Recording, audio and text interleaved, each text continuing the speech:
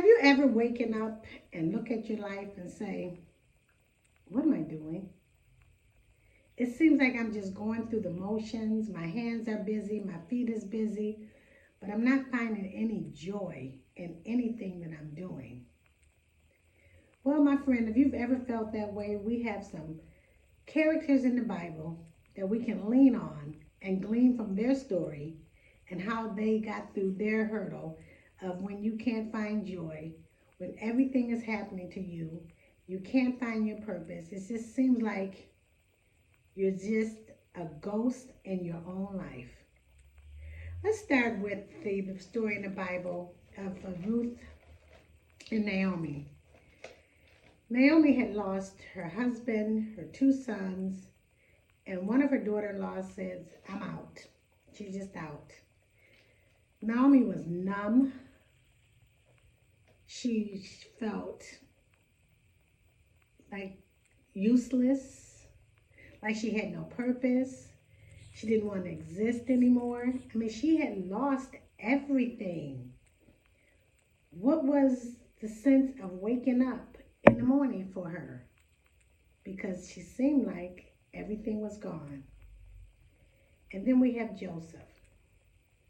You know Joseph, where his father made him the Versace coat with all the many colors, and his brothers was jealous of him, and they sold him to the Egyptians. Yeah, that person. I imagine he felt the same way, especially when they put him in the well. The darkest, deepest, darkest place you can ever be in your life is in the well. Where do you find joy in that? But my friends, stay tuned, because there is joy in the little things. Let's go back to Ruth. Ruth was physically there, but mentally she had checked out.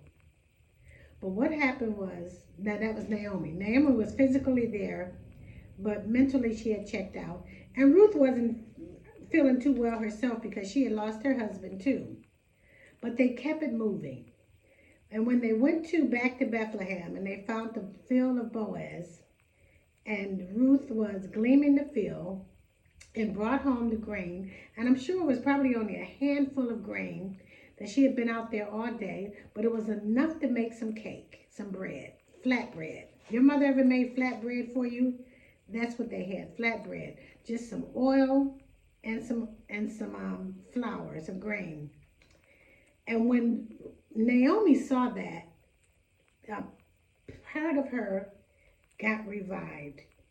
She saw a glimmer of hope. She even said, God has not forgotten me. Because you have to remember, when she was at her lowest point, she said, don't call me Naomi. Call me, Myra, because Myra means bitterness. So she was at her lowest point. How many of y'all have ever been at your lowest points? I know I have. Okay, so this is where we find them at their lowest point. But when they go to that field of Boaz, and they find that she can glean and bring food back every single day. You see, it's these little things in life that we have to look for when we're feeling numb, when we're feeling like we can't go on another day, when we feel like, why are we getting out of the bed because there's nothing for us. We have to look for the little things in life that give us some hope.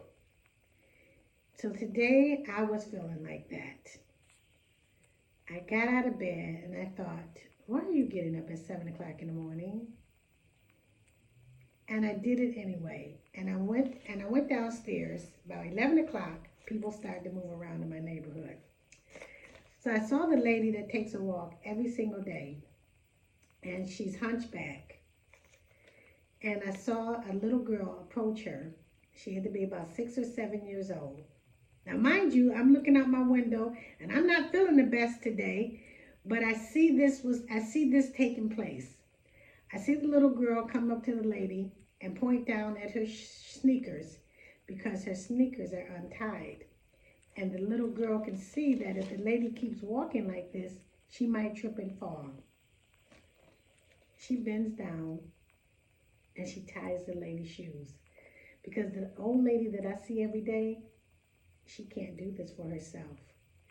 You see, And when she got up to go, and I watch her every day out my window, she seems so lonely. She's always by herself, you know, and she's hunchback and she's kind of crooked going to the side. And when that little girl walked up to her and tied her shoes, those were the tender mercies. The Lord said, I haven't forgotten about you. And he hasn't forgotten about you either. So sometimes in life, and just like Joseph, he went from the pit to the palace. And in between there was a lot of ups and downs. Our life sometimes is like a puzzle. You know, today, also what I did today, I purchased a puzzle, 1,000-piece puzzle. And when I opened the box today, this is what brought this video up. I said, our lives is like 1,000-piece zigzag puzzle. And we don't have the box to look at the picture to try to put it together. Think about that. 1,000 pieces of your life. And you're trying to put it back together. You're trying to put it back together because maybe you lost somebody. Maybe you have an illness. Maybe you're trying to be rehabilitated. But your life seems like it's 1,000 pieces. And you have to put it back together. And there's no picture to look at. When life feels like that, that's when we have to stop and realize that these moments right now that we're going through, this is not punishment. It may feel like punishment. It may feel like the end, but it is not the end. Your story is a beautiful story, and you are still writing your story. So if you can resonate with this video, that life sometimes gets hard. The pieces don't fit together, but we have to look for the little tiny mercies that God gives us every day, even if it's watching a 6-year-old tie an old lady's shoes. That's it, my friend. If you like this video, share. This is still becoming, and we are still becoming. Subscribe to the channel, because today is not over. And your life and your journey, as long as you get up in the morning and you are breathing, it is not over. Yes, we feel like we don't want to get up. Yes, we feel like we can't make it. It seems the struggle is so hard and the struggle is so real. And it is. But if we look closely, there's some tender mercies that the Lord has given us. And we need to hold on to that, because that's going to take us into the next day. And the next day, we're going to have some more tender mercies. Remember the Israelites with the manna? Sometimes your life is like that. So my friend, if you relate to this video, give it a thumbs up. I'd love to hear from you. What is your little tender mercy today that you either saw or you gave to someone else? Let me know in the comments below. This is Betty, and this is Still Becoming. I'll see you in the next video.